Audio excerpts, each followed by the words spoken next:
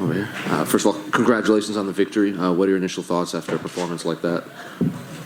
Thank you. I thought it was cool. I thought, I went out there, had fun. I showed my diversity. I showed that perseverance. I'm tired of showing perseverance. but it was fun, man. It was fun. I went in there, did my thing. The big, bad, powerful monster, you know what I mean? Chaos with the power. It's reminiscent of Ali Frazier, you know what I mean? Or Ali Foreman type, all weekend. I've been listening to Ali talk, watching him build up to that fight. So in my mind, I went in there and said, there's an ox fighter versus a matador. I was the ox, he was the ox, I was the matador. Or butterfly, if you watch an ox, you ever see an ox or like the buffaloes and the butterfly's on his head and he's just trying to hit the butterfly. But can't do any damage because the butterfly is just so light and whatever. So that was the mindset. Just be light, be a butterfly, float, do what I do. So then I have to ask you about that round two. I mean, Daniel Cormier was using phrases like looks comfortable in there, changed things, making Chaos look uncomfortable. So what changed between rounds 1 and 2 that just came out like that? My coach, man, Sensei Nardu, I went back to the corner and he saw that he said, listen, man, show these people who you are.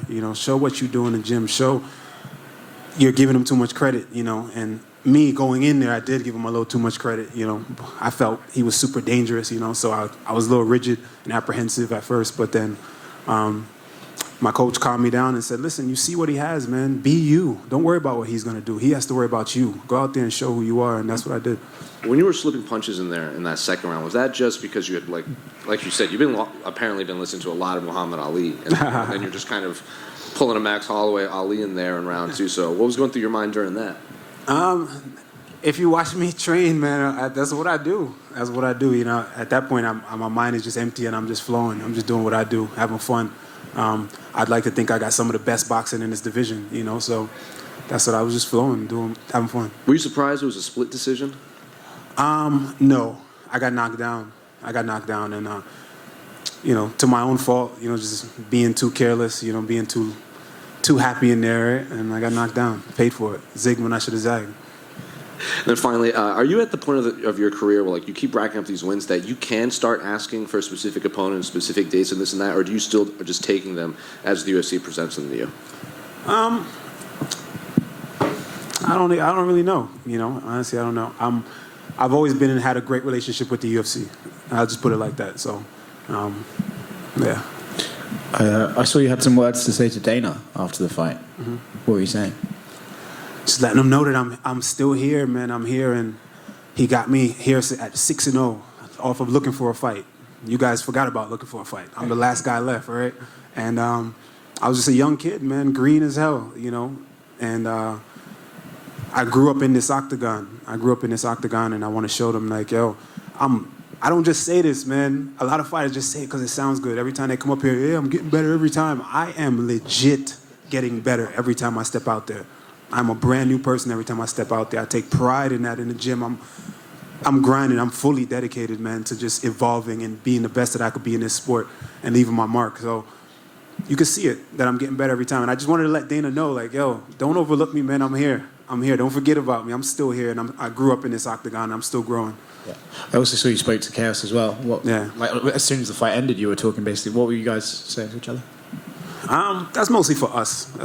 But, something along the lines of just let them know, yo, I see it, and I know what it is. We come from similar places, and just stay grinding. Favorite Muhammad Ali quote? Float like a butterfly, sting like a bee. Rumble, young man, rumble. What was the initial response when you were talking to Dana? Did he give me any sort of feedback after you kind of said that stuff? I mean, what is he saying when you're saying this stuff to him? He smiled. He said I looked great. He said my movement was phenomenal, and I looked great. He loved it. When you look at the shows like the Contenders and stuff like that, I mean, like you said, you went through looking for a fight. It had its own hubbub when that show came out. If things were different and say you didn't make on that show, would you have rather been in the same sort of format where it was like in the Contenders? You think the Contenders guys are maybe getting a little bit more hype from the get-go? Yo, they blew by me, man. They blew by me. They kind of smoked looking for a fight, but Listen, man, I'm the one looking for a fight alum that's still here, and we holding it down, man. So all those Contender Series guys, come get some. Like you said, you persevered out there again. You maybe want to get more of those quick finishes that you've had in the past. When you go out there and the final scores are read and you get your arm raised, the crowd kind of was voicing their displeasure as well. Does that stuff ever get to you, knowing what you had to get through that fight? Does that sort of annoy you that they maybe feel that way, or is that you just saying, they maybe just were rooting for the other guy? Exactly, as you said it. It doesn't bother me. I think that they're rooting for the guy. Khaos is a popular dude. He bursted on the scene. He made a lot of noise, and I stole some of that thunder. That's their guy. A lot of times when you got your guy, and you're with your guy, you're with them through thick and thin. A lot of fans are with their guy, and it was a close fight. You know how it is in MMA, so it doesn't really bother me. I know what's up. I know what it was in there. When you go back and watch and count them strikes, you see me smacking them up. And another thing, I know the fighters you're always so busy working on your skills that you're going to use in the cage, but the game has changed so much over the years. There's so much of this social presence and how much you have to build your brand. Mm-hmm. How do you find the time to try to balance between improving yourself as a fighter and improving yourself as a brand and still trying to fit it all in together? I have a lot of help.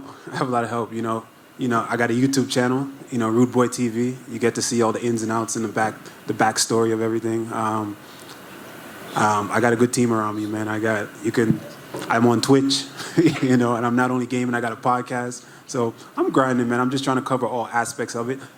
You need a good team. I got a good team to help me balance everything out so I can focus on fighting. Do you have a favorite platform that you're kind of out there on?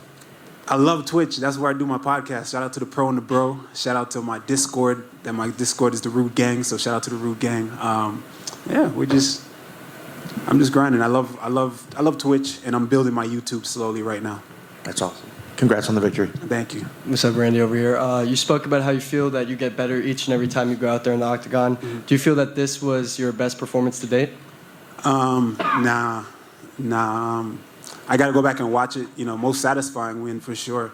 But because I knew what this win meant for me in my career. So definitely most satisfying. But probably not my best performance. I got knocked down. So I got to go back and look at it and watch it. Speaking of you getting knocked down, heading into that decision, were you supremely confident that you had done enough throughout the fight to secure the win? I thought I won. I definitely thought I did enough, but you never know in the game of mixed martial arts because of the knockdown. I wasn't hurt, but I remember when my butt hit the ground, I was like, shit. All right. So I started working my way back up, but I thought I did enough. Definitely thought I did enough. And you had arguably the best head movement of anybody that's fought tonight. You spoke about trying to emulate Muhammad Ali and in your training, but was there a bit of a heightened focus on head movement in your training camp? No, I wasn't trying to emulate Muhammad Ali at all. I just took inspiration from the quotes and the things that he said, the fact that he was going up against a big bruiser and a puncher, similar to the type of opponent I went up against. So that was more so it. If you watch my career and been watching my game, I'm from a boxing background. I try to be as slick as possible. Check out my YouTube, Rude Boy TV. You see me in there getting it in and focusing on my head movement. My Instagram, you see me working my head movement. It's just my fight style. And lastly, of course, you knew about Khaos's power, but he looked a lot calmer in this fight than he has in previous fights. Did that surprise you at all, and did he differ at all from what you had expected going in? No. I tend to do that to people, man. I think it's different when you're in there with me. It looks one way on TV, it looks one way in front, but when guys are in there with me, a lot of times they're very apprehensive, and a guy like Khaos, I knew I was going to be able to lull him. Just based off of my reach, my speed, I think that those things present problems, So a lot of guys, if you look at even my last fight, my last opponent, he was a guy that started fast and knocked people out. But when he got there with me, he was very tentative because it's hard to close the distance on me. Congrats on the win. I'll check out the Twitch. Thank you, brother. Randy over here. 3 in a row, man. 3 W's. Looking good, feeling better, improving clearly. Any thought of maybe getting one, maybe running one back maybe with Luke A or Price and getting one of those back? Absolutely. I think about it from time to time. From time to time, people ask me that question too. Maybe not so. Nico. You know what it is, man. Everybody knows what it is. You go back and watch that fight. I don't have to say it. It is what it is. But Luque, yes. But right now, he's ahead of me, and I just got to work my way. I'll get there. All right, thank you.